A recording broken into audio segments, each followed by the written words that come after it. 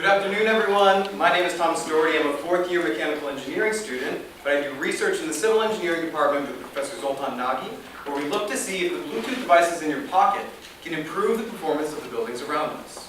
Which brings me to my first question. Why don't we name our buildings? There's no Tim the building. But we name our cats, we name our dogs, we name our children. Why don't we name our buildings? Well, you might be thinking to yourself, well, Thomas, that's an absurd question. Of course we don't name our buildings. Our buildings don't communicate with us very well. They don't speak with us. They don't move very much, right? They don't have personalities.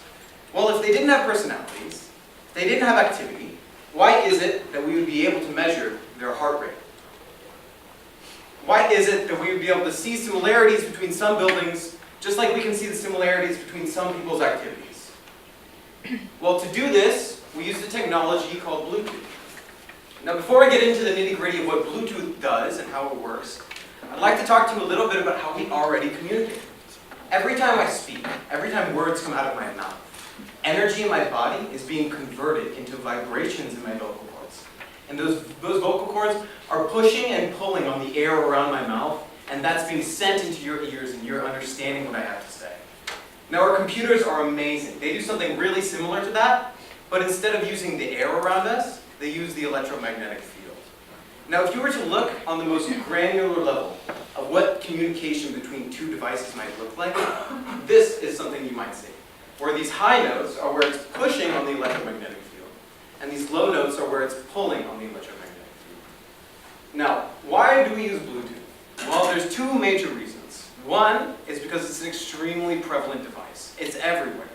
And two, because it operates on an extremely predictable pattern, which allows us to listen for them and see which ones are Bluetooth devices in the region. And if we can listen for them, then we can count them. And if we can count them, then we can do something extremely similar to counting the number of red blood cells in your body. So that's what I did this summer, where I built 15 of these devices, and I really wanted to show you what they look like, but they were all plugged in the wall, so I made a portable version for you. Here we go. This device is counting in real time the number of Bluetooth devices in the region. And if we count the number of Bluetooth devices in a region, then we can get an activity profile for what this region or room looks like. Now, for the civil engineering building, which is a couple blocks north of here, it looks something like this. Now, what can we learn from this activity profile? Well, our building is a working building. As you can see, on Monday through Friday, it has a lot of high activity, and on Saturday and Sunday, there isn't as much, right? But this tells us a couple more things too. The high occupancy into the night tells us this is probably for students, right? This is a serious building. That's the personality of the building. So what I'm telling you is that this device in your hands can literally tell us the personality of our buildings. So, what can we learn from just one day's worth of data? Well, why don't we look? This is a typical Monday in the civil engineering building. And this is 5 o'clock in the morning when we start our air conditioning system. As you can see, it's a little bit before the people actually start coming to class. So why don't we adjust that?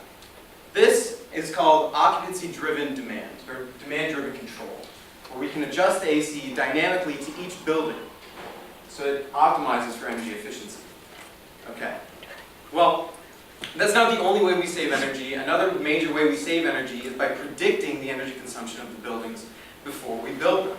And I'm sorry to say that even our most advanced algorithms are using horrible predictions for occupancy right now. To give you a better idea of what this looks like, this is the current prediction for the occupancy that we're using, given by the American Society of Heating, Refrigeration, and Air Conditioning Engineers. And this is the actual occupancy profile for 4 different offices in the civil engineering building. Obviously, we have some work to do. But if we can update the occupancy profile predictions on our buildings before we build them, then we can give civil engineers and architects a better idea of the true energy consumption of their buildings before they build them so they can choose a more accurate and appropriate design. And to leave you today, I'd like to tell you a quote. We shape our buildings, and afterwards, our buildings shape us. Winston, you were so close. If only you were able to see that in the future, after we build our buildings, they will not be done. But we will continue to build them with our activity inside of them. And they will continue to respond to our activities, and they will learn from us. And they, in turn, will continue to shape who we are. Maybe, just maybe one day, they'll shape us enough that they'll merit a name of their own. Thank you.